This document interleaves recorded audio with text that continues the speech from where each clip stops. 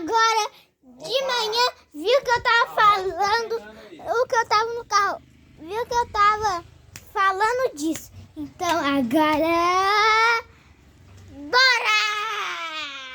A maior fogueira do mundo, que eu acho que é. Eu não sei, eu não pesquisei, então eu acho que eu sou meio burro nisso. Então, eu acho que eu vou pausar até a gente acender. Então, esperem aí.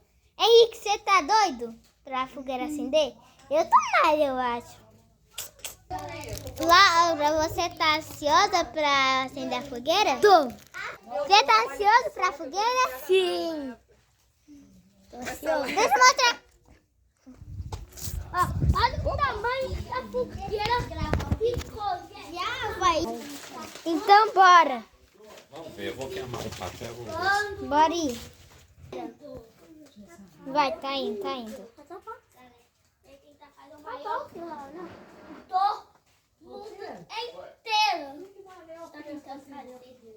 A gente fez a maior fogueira. A gente tem que fazer o maior fogo.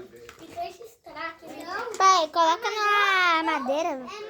Que cheiro ruim. Eu já tá quentinho agora, não? Ai, vai. Tá indo.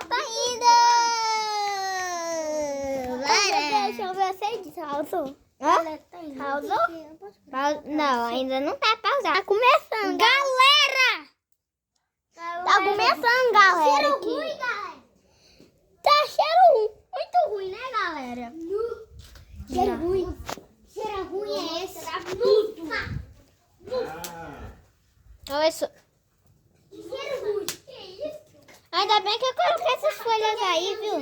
Nossa, que é isso, galera? O papel que a gente colocou já queimaram completamente. As folhas foram eu. E o papel foi a vovó, né? Aí, ó, já acendeu, ó. Bem. Então tô indo, peguei a minha folha.